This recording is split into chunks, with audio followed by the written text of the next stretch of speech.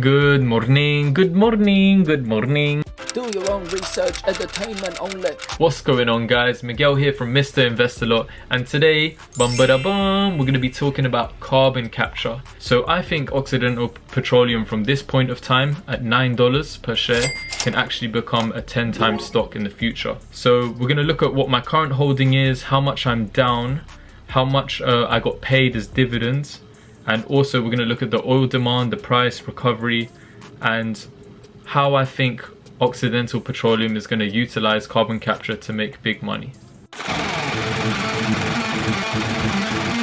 Okay guys, first things first, let's take a look at my Occidental Petroleum holdings. So as you can see here, I actually bought this in June for $24.40 and it's down quite a lot.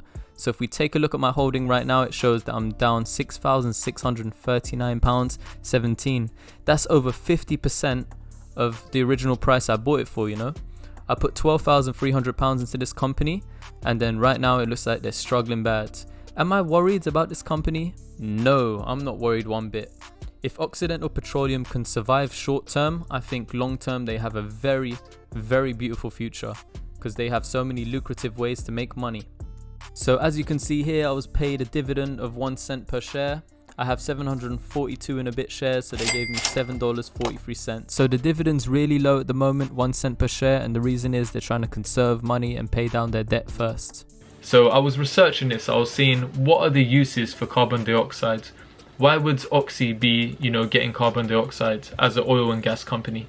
And the first things that came up with the production of oil and how they can use carbon sequestration. Sequestration. So basically what they can do is they can inject and pump CO2 into the ground in order to make the oil come up. But what if we also shove carbon underground ourselves? CO2 is pretty unreactive. Grab that CO2 using carbon scrubbing devices and inject it deep underground, permanently removing it from the atmosphere. Land. The CO2 arrives safely at the Oxy facility, where it will be injected deep underground for enhanced oil recovery with permanent sequestration of the CO2. So I thought, is this the only use for CO2? Because they're building like massive factories and they were actually doubling up as well. Okay baby, Carbon Engineering is doubling its CO2 capturing machine even before it's built.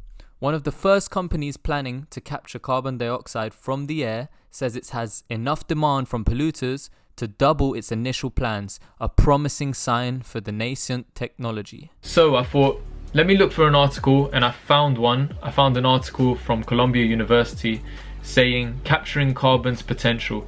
These companies are turning CO2 into profits. So first we need to get a bit of background, a bit of context into carbon dioxide. So captured carbon dioxide has been injected into depleted oil fields to enhance oil recovery. It's also been pumped into greenhouses to boost plant growth. But today, many companies and researchers are developing new uses and products for captured CO2. McKinsey and Company estimates that by 2030, CO2-based products could be worth between 800 billion and 1 trillion. So what are some of the uses for CO2 products? So when we're looking at, this captured CO2's potential, we're looking at what will companies be utilizing the CO2 for. And here we have found that these are the most promising uses for CO2. So one of the industries is construction. So we can actually use it for building materials. So incorporating CO2 into concrete is the best prospect for widespread use of CO2 in the near term. So as we continue to grow our economies, develop buildings, we use enormous amounts of concrete in order to construct buildings and infrastructure around the world. So these are two companies that are currently using carbon dioxide. So Montreal-based Carbicrete, which is an X-Prize finalist, is replacing cement with ground steel slag, then curing it with CO2, which then becomes a solid and binds the slag granules together into concrete. Earth has a concrete problem. And by that I mean both that the problem is very real, that it is concrete, but I also mean that it is caused by cement. Cement is the ingredient that binds concrete together, and we use it for a lot. And it has a pretty big carbon footprint. According to a 2016 report put out by the European Union, the cement industry is responsible for releasing 4 billion metric tons of carbon dioxide into the atmosphere every year. That is 8% of our global emissions. So this technology eliminates the production of around about 2 kilograms of CO2 per concrete block and injects 1 kilogram of CO into each block. So it's considered carbon negative. Another company was actually a company called Blue Planet in California, which used CO2 from power plants to create carbonate rocks that substitute for limestone. So this alternative aggregate was used in the concrete for a new terminal in the San Francisco airport.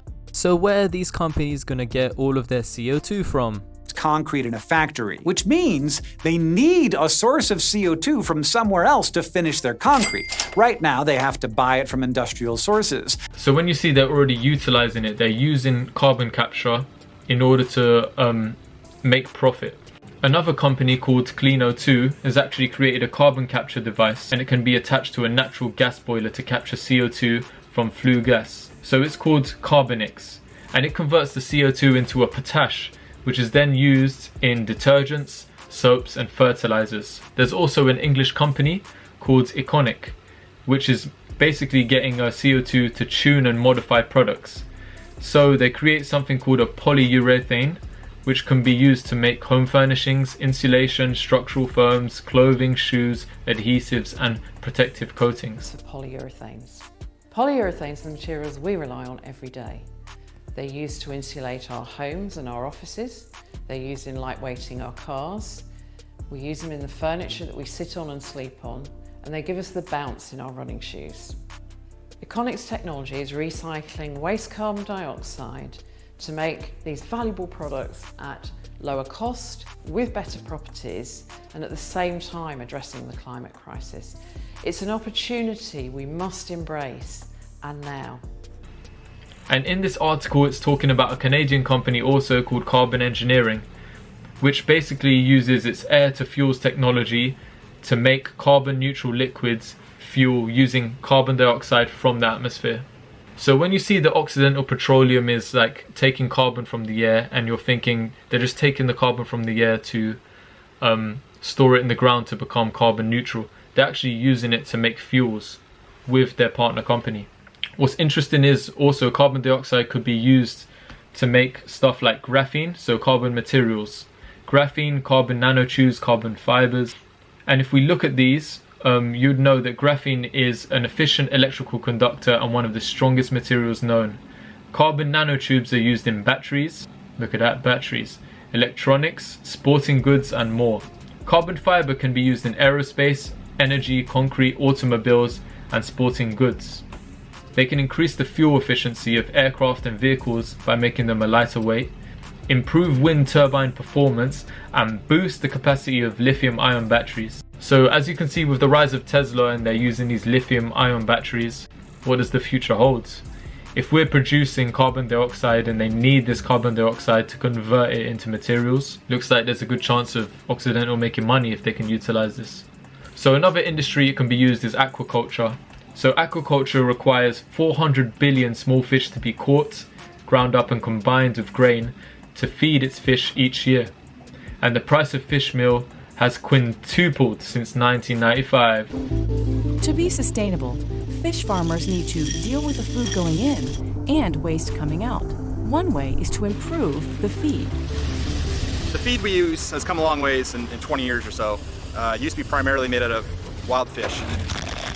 Today, we're using only 15 to 20% fish in our pellets, so we're much more sustainable today than we were 20 years ago. There's a California-based company called Nova Nutrients, which uses CO2 from industrial emissions to feed lab-created bacteria. So the bacteria eats the CO2, and they produce a protein similar to amino acids that fish get by eating smaller fish. So the bacteria replace fish meal, providing the fish with protein and other nutrients. So the company estimates that 4 million tons of CO2 a year, the amount that a large cement plant produces, could be used to produce 2 million tons of protein meal. So late this year and early next year, Nova Nutrients plans to begin selling its fish meal product. So So lots of these companies are trying to innovate, utilizing that carbon dioxide to try and make products. So if we're looking at all those industries that are going to be needing carbon dioxide, and Occidental Petroleum is direct air capturing carbon dioxide, what does the future hold for Oxy? This could be a lucrative stream of income for them. Just getting carbon dioxide from the air, storing it in the ground. They could do that to become carbon net neutral, or they could sell this carbon dioxide and the carbon dioxide could be broken down and eaten by bacteria that will feed fish. It's crazy what the future holds. This is all innovation and speculation, but I hope that Occidental Petroleum can use carbon capture effectively to create another stream of income alongside oil and gas. So if you like this video, please smash the thumbs up, please drop me a comment and click subscribe. If you want more updates on Occidental Petroleum, I'll be giving them as I watch the company closely. So yeah, this is Mr. Invest A Lot, over and out.